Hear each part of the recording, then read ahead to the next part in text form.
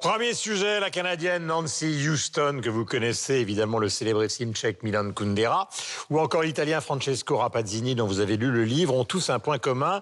Ils ne sont pas nés francophones, mais ils ont décidé un jour d'écrire en français. Pourquoi décide-t-on justement de faire du français sa langue d'écriture? Nous allons en débattre aujourd'hui, mais tout d'abord en lisant le livre de Francesco Rapazzini, qui est un écrivain et aussi un journaliste italien qui vit depuis une quinzaine d'années à Paris. Avez-vous d'une quelconque manière senti que le français n'était pas sa langue maternelle? C'est une question que je vais vous poser à vous, Chlorophylle. Alors moi, je répondrais juste que vous lisez l'incipit du livre, c'est-à-dire le jour où elle me dit que son plus bel orgasme, elle ne l'avait pas eu avec un homme, mais en regardant un coucher de soleil, j'ai compris que ma mère n'était pas pareille aux mères de mes amis. Là, je me dis que c'est peut-être plus évident d'écrire en français plutôt qu'en italien, comme ça maman, elle va peut-être échapper à cette petite phrase. Donc voilà, donc je dis que le français donne une grande liberté, et souvent, c'est pas moi vraiment qui le dis, sont les auteurs qui expliquent que c'est une plus grande liberté, soit par rapport à des poids écrasants. On pense à Joyce qui citait ou j'inverse. C'est Beckett qui citait Joyce, pardon. Voilà. Et c'est vrai que parfois, il y a une espèce de poids écrasant et qu'il y a ce choix, et on ne peut que s'en féliciter, que des écrivains de ce talent choisissent le français. Et moi, ce que je trouve extrêmement intéressant en tant que Française, c'est qu'ils nourrissent le français. On a d'autres mots. Je pense à Eugene Green, qui nourrit vraiment la langue française en inventant des mots, en se nourrissant de sa propre langue. Et on voit ça aussi avec Yasmina Khadra, qui met beaucoup de langues qui viennent du bédouin. La plupart des écrivains c'est ça qui est enrichissant. Exactement. Ou Alain Mabanckou, là c'est pas du Maghreb, mais on a vraiment cette chance-là, nous, francophones, d'avoir cette langue qui d'un coup se nourrit, se développe, se renouvelle, et c'est extrêmement réjouissant en tant que Française. Voilà, et vous avez cité effectivement deux auteurs célèbres dans le monde qui ont choisi le français, alors qu'il ne s'agit pas de leur nationalité, il s'agit de Samuel Beckett et évidemment de Cioran, qui n'était pas français. Michel, vous qui êtes un francophone convaincu. Totalement, et plus le temps passe, plus je le suis d'ailleurs.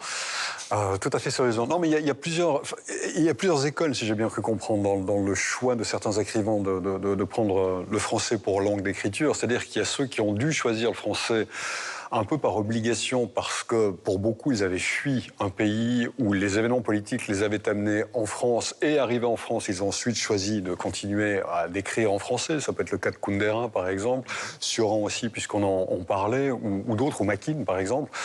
Ou pour la Suisse, d'Agota Christophe, Agita Christophe, qui avait quitté la Roumanie pour des raisons plus politiques qu'autres, et qui finalement s'est retrouvé en Suisse, et qui a écrit en français, et qui a considéré le français à ce moment-là, non pas comme étant un avantage, mais comme étant une langue qui était difficile à maîtriser, qui l'emprisonnait, on va dire, dans quelque chose qui peut-être emprisonnait un peu sa liberté. Elle s'est battue là contre, mais ça a fonctionné. Puis après, il y a ceux qui véritablement choisissent le français parce que, comme Jonathan Littell, par exemple, qui choisissent d'écrire en français parce que c'est un choix, c'est pas une sorte d'obligation, ils le font vraiment. Et le rapport, à ce moment-là, est certainement différent à la langue, même si tous mettent en avant le fait que de ne pas devoir écrire dans sa langue maternelle, ça permet souvent, comme on peut nous aussi l'éprouver quand on parle dans une autre langue, des fois de s'éloigner un peu de nos sentiments, et d'avoir peut-être de dépasser certains tabous, on va dire, ou de se sentir peut-être un peu plus libre ou moins pris par les sentiments ou la profondeur des mots. Mais voilà, moi je n'écris pas ni en français ni dans une autre langue, donc je vous dis ce que je lis, ce que j'ai pu comprendre. Il y a d'autres exemples célèbres, c'est Conrad qui était polonais, qui écrivait en anglais et qui lisait Proust en français. Oui. Donc il y a toujours eu cette navigation qui est célèbre. Et dans le cas de Kundera, puisque vous parliez de Kundera, et après je vais donner évidemment la parole à mes camarades, il y avait aussi un autre problème quand il est passé justement de la Tchécoslovaquie de l'époque à la France, à la fois pour des questions politiques et pour des questions littéraires, c'était la question de la traduction.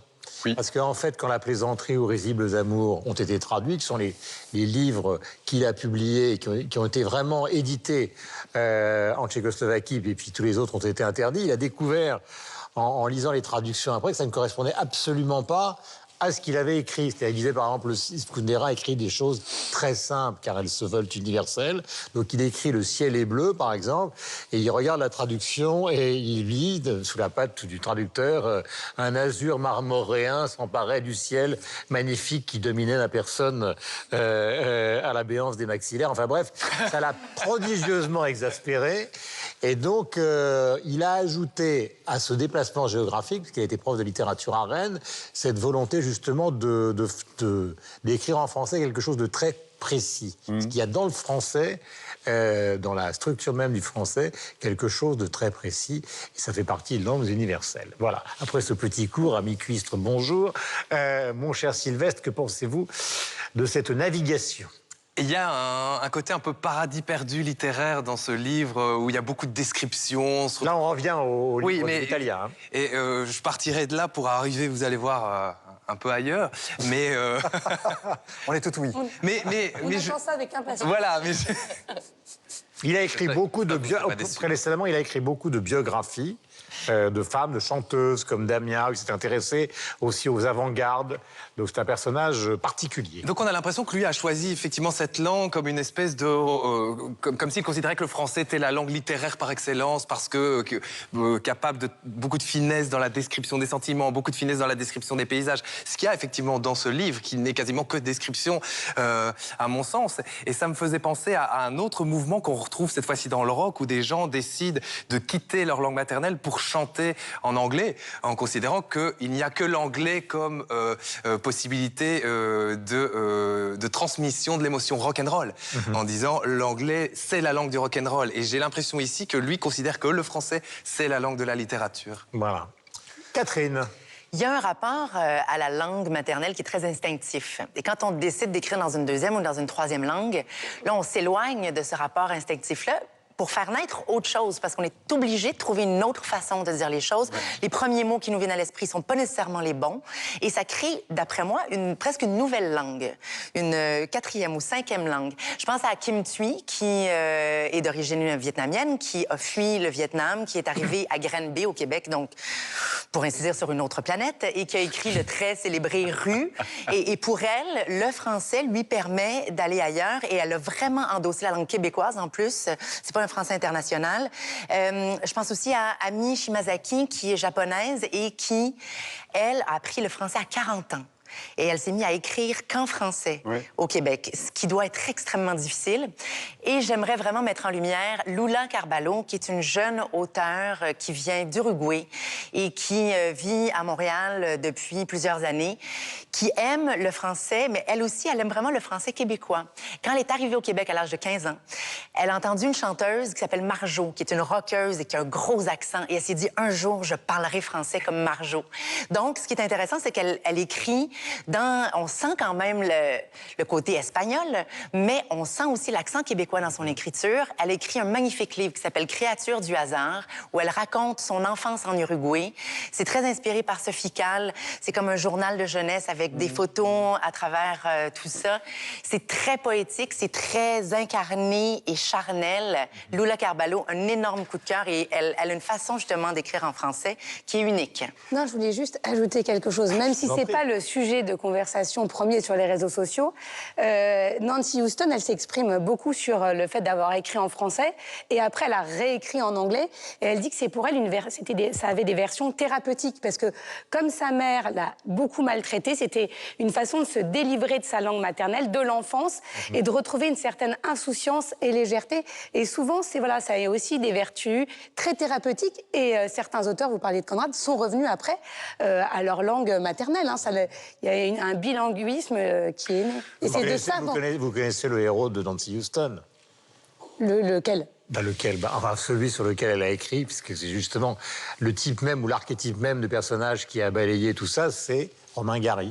Elle a écrit sur Romain Gary, qui effectivement est d'origine russe, qui est allé à Nice, etc., et qui donc a eu cet itinéraire complexe, mais qui est aussi une recherche d'identité, une identité littéraire, une identité personnelle, et peut-être la volonté donc d'accéder à une certaine forme d'universalité dans une des langues, qui est effectivement une des langues qui est une des langues essentielles pour la littérature mondiale. Avez-vous tout dit ou voulez-vous rajouter quelque chose? Là, en ce moment, c'est la saison France-Roumanie. Et vous avez évoqué Sioran, il y a Ionesco. Il y avait cette envie pour les écrivains, en tout cas roumains, de maîtriser la langue française. D'ailleurs, il y a eu des pastiches en Roumanie où ils se moquaient de ceux qui parlaient français un petit peu d'une manière empoulée. Donc c'est vrai qu'on sent qu'il y a ce côté historique qui est très fort. Et juste avec Sioran, ce qui est beau quand il dit que c'est la langue qui est la patrie, Eugène Green le répète. Moi, je trouve ça extrêmement beau, que ça soit en français ou une autre langue qu'on choisit. Mais voilà, de se dire que ça, la langue Il y a un héritage, patrie. il y a un héritage historique aussi. C'est-à-dire, voilà, Casanova, il a écrit ses mémoires en français. Mais à l'époque, c'était la langue de la Mais diplomatie c'est ça. mondiale. Mais c'est les Et resté là, pas. le monde se résumait en gros à l'Europe. Alors maintenant, ça n'est plus le cas, mais pendant L'Europe se résumait à l'Angleterre, la France, l'Italie et un petit peu C'est ça. l'austro-hongrois. mais pendant longtemps, Quelques Espagnols au sud. mais pendant longtemps, Un cours d'histoire, prof d'histoire géo. Velasquez, bonjour. Ancien prof d'histoire géo. Non, mais pendant longtemps, le français a gardé ce statut qui a dépassé même les réalités politiques. Ah oui. Le français continue d'être une langue Il y a encore ce rêve-là aujourd'hui. ouais, voilà. qui est encore un peu présent. C'est un enjeu politique parce que les écrivains flamands, je pense à Émile Van Haren pour n'en citer qu'un, écrivaient en français. Et à un moment donné, il y a eu un renversement où la Flandre disait mais vous devez écrire en flamand, vous ne pouvez plus maintenant écrire en français. Donc même au sein du pays, il y a eu ce questionnement par rapport à cette langue qui était considérée comme une langue littéraire et qui était considérée comme une langue aussi parlée par l'élite et qui était censée être plus belle que la langue flamande qui était au départ un patois en fait. C'est vrai, par exemple, dans des pays du Maghreb, on parlait de Fouad Louarud tout à l'heure, ou Maï Bin Bin, etc., il y a à la fois la volonté d'écrire en français, mais aussi sur place une grosse polémique qui est la polémique, au fond, Bien sûr. du refus, du refus de l'arabe, du refus même de l'arabe littéraire. Donc, quelquefois, le fait qu'ils choisissent d'écrire en français leur pose dans leur pays d'origine un vrai problème. Parce qu'ils le font aussi parce qu'il n'y a pas de maison d'édition qui soit très performante forcément dans les pays du Maghreb, donc ils se tournent vers la France. On se souvient du succès énorme de Kamel Daoud, donc l'Algérien, donc effectivement qui a écrit ce livre concernant Albert.